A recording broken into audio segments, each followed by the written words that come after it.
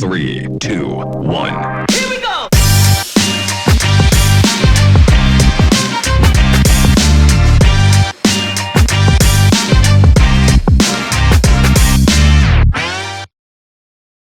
Good morning everybody and welcome to this Thursday edition of Windhoek Express. I'm Jareen Hoff. And I'm Yolanda Nell, and today we're celebrating one of those odd days. Jareen, today is Open That Bottle Day.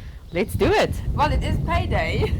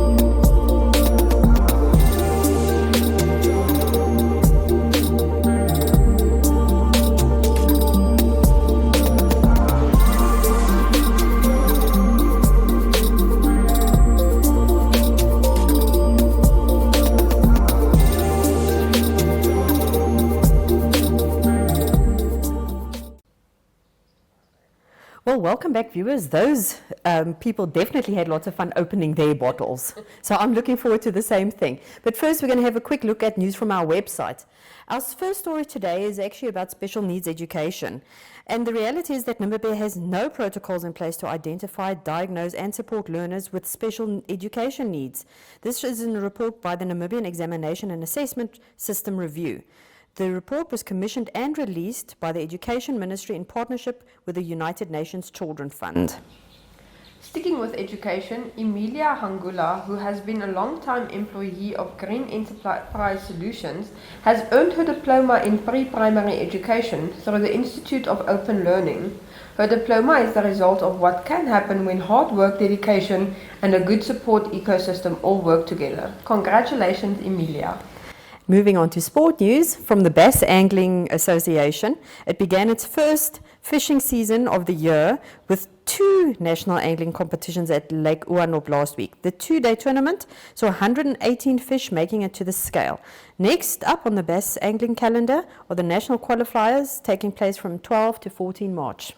And then from the art circles, Bank Windhoek announced that its triennial exhibition opens at the National Art Gallery on the 8th of April, where art lovers can either visit the gallery itself to see firsthand the 277 submissions received, or check online for what talent Namibians have.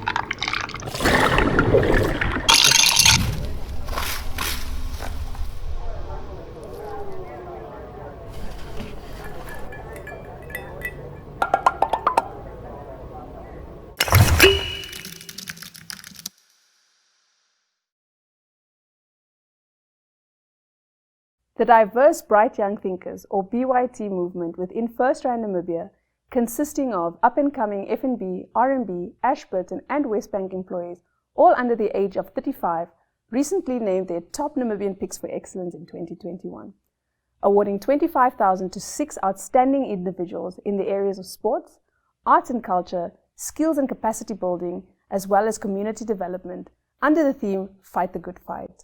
Fight the Good Fight shares and celebrates each individual's personal journey and achievements and explores their next steps towards promoting Namibia and all Namibians in becoming globally competitive across a number of fields. Join me, Elzita Beukes, Group Communications Manager and a proud member of Bright Young Thinkers, as we introduce our 2021 Bright Future candidates through our series of talks, Fight the Good Fight. Our first series showcases Namibians fighting for excellence in 2021 in athletics, art, sports, cycling and education.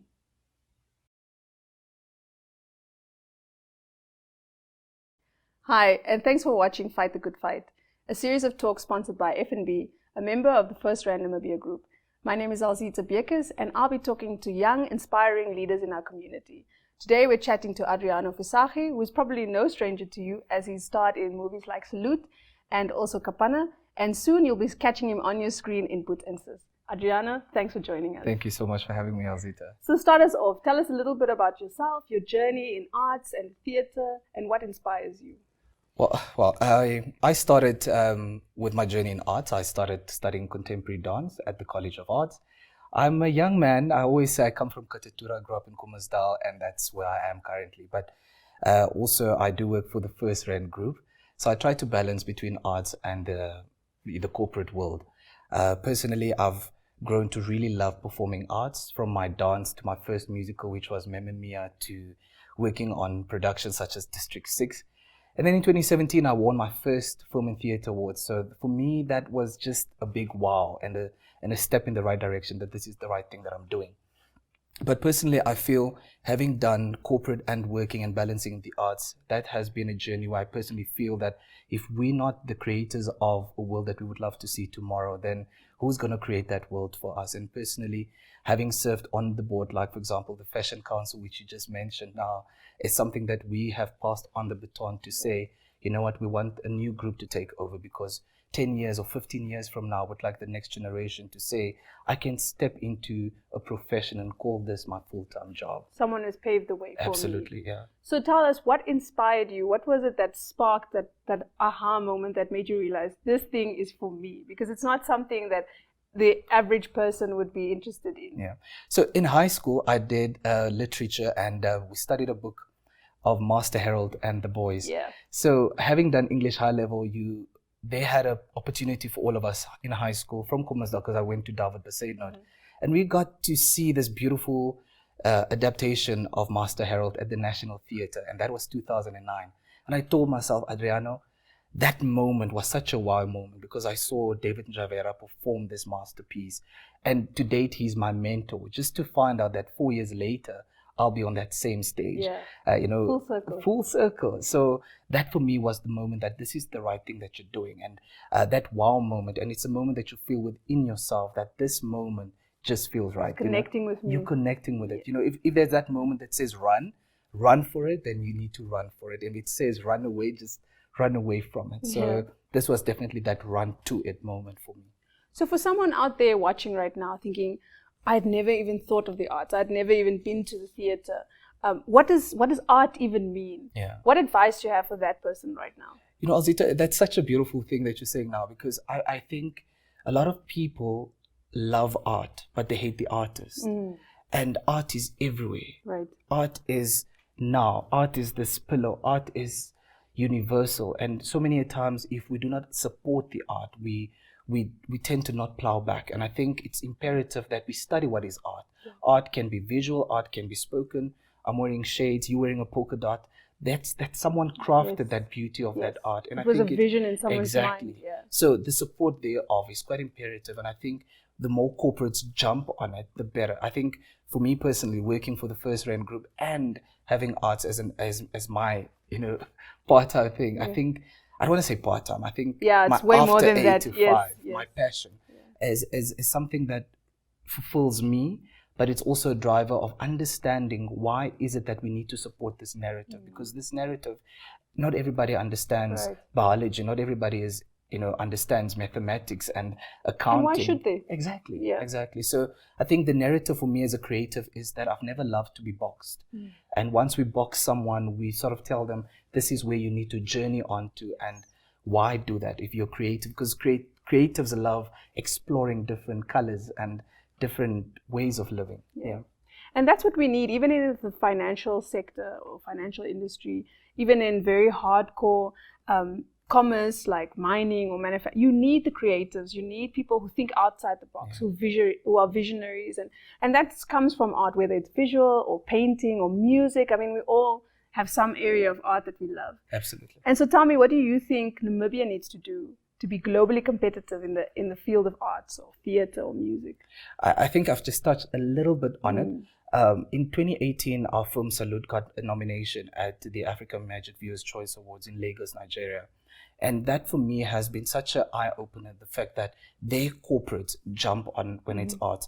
I understand our government plays a huge role when it comes to art, but I think the bigger picture is definitely for corporates to jump on it and say, how is it that we can support the marginalized community? Because like I said, not everybody has the opportunity to go to school. Not, support spaces and places like the College of the Arts, support art spaces, because I think we should also start changing the narrative of thinking that music is art, because there's a bigger spectrum of art. I always say that art for me personally is like a rainbow. And when you look at a rainbow, there's this certain color that you identify with. And when you identify with either yellow or green, that is the art that you feel I want to invest in. So whether it's music, whether it's dance, whether it's visual art, art is so broad. So even if your child comes to you and say, you know what, this is where my passion comes from. Don't be like the parent that wants to cut the wings and say, but this is you and you need to fit into what seems normal. I think everybody is different. So just support their craft and at who that they home are. level. Absolutely. So what's next for Adriano? You've gotten this cash award from First Rand from FNB, and it's an investment because you are doing so much in the community and especially in the art space. So what are your plans for 2021? Thank you so much for that. Once again, I'm still in awe. Sorry, my eyes. This year, despite the pandemic, we have Boot and Sis that we just premiered now. I think we've not planned the longevity of what the year is going to look like, but I've started, and I'm a co-founder of a project called the Actors Lab. The Actors Lab is a non-profit organization, and we want to really give back to actors who don't have an opportunity at this moment to sort of revive their craft and really look at, let's get together or let's go on a Zoom meeting and really interact with one another. I've started a platform called Live with Adriano as well, that really just interacts with artists to sort of get everybody involved to say, you know what, let's tune in every Sunday. Let's look at what we can learn from Elzita's life experience. Almost like a masterclass. And that's 30 minutes every second Sunday. And I think for me, the greatest platform with these funds that I'll get is to sort of just say, you know what, Elzita, thank you for joining us on your live. Here's a little incentive. Let's make your dream. Plowing back into the art. Absolutely. Fantastic. Make sure you catch Adriano also on his social pages where he's sharing everything. I follow him also. And it's really inspiring to see what you're doing for culture, for arts in Namibia. So with that, thanks for watching, and make sure you catch our other episodes too.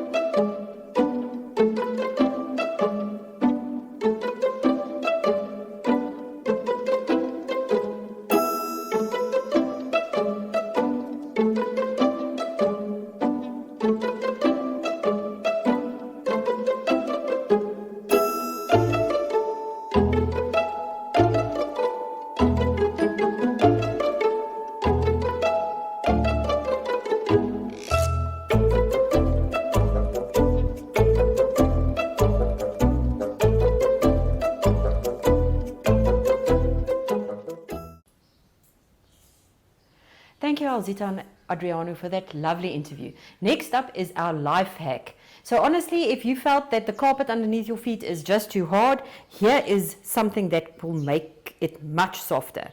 Simply add a layer of padding underneath. It's thicker and cheaper than a typical carpet pad. The next time you walk barefoot over it, your feet will thank you. Next up, our Flex Minute. Hello everyone and welcome back to more Flex Minutes. I'm Jeanette Diergaard, your presenter for Flex. Now today we're going to work on our balance. So we're going to start off with just standing like this. Okay, so what you're going to do is by doing this constantly, you're working on your balance and you're conditioning yourself to become comfortable with this movement. And balance is important a lot of times because it helps you with your day-to-day exercises, with coordination and everything. And if you can just do this at home, focus on what you're doing, then you can actually become better at balancing. So now I'm going to do the other side, but with this one I'm going to do a bit of a side kick. So it's almost like you are yes, you're kicking on an angle here, and it's like a pendulum, so your leg is swinging in and swinging out, but we're going to do this one. So by conditioning your body to do this, if your balance is not good enough, you will see that you'll fall a bit, and then you just stand and regain your balance and do that again. Okay, so now we're also going to do another one, which is a T stand. So you have your arms out. So by having your arms out, this really helps with maintaining your balance. You go down, bring it up again, and then you do a side crunch. Okay, so down, up, and side crunch. So this one really focuses on that coordination and doing everything right. But we're going to do it on the other side again because it's such an awesome movement. And then bring up and side crunch. Okay, T stand, hinge down at your hips, bring it up, and then side crunch. So with this, you're working your oblique muscles as well when you're going into the side crunch. So you really have to go slow with this one because it will really just help with the movement and help you to get your form right and figure it out and make your body used to it. But that is the end of this one. I'll see you guys in the next Flex Minute.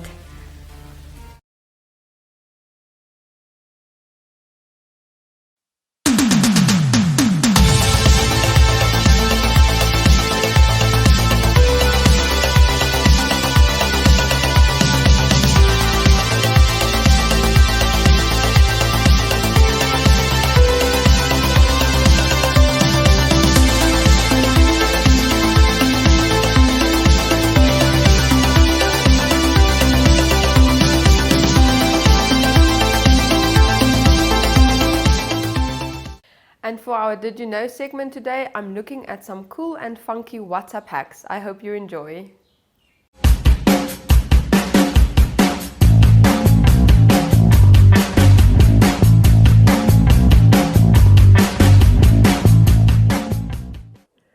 Welcome to another episode of Did You Know? Today we're talking technology. I didn't speak to anyone, but I came across a couple of cool WhatsApp hacks. I hope you enjoy.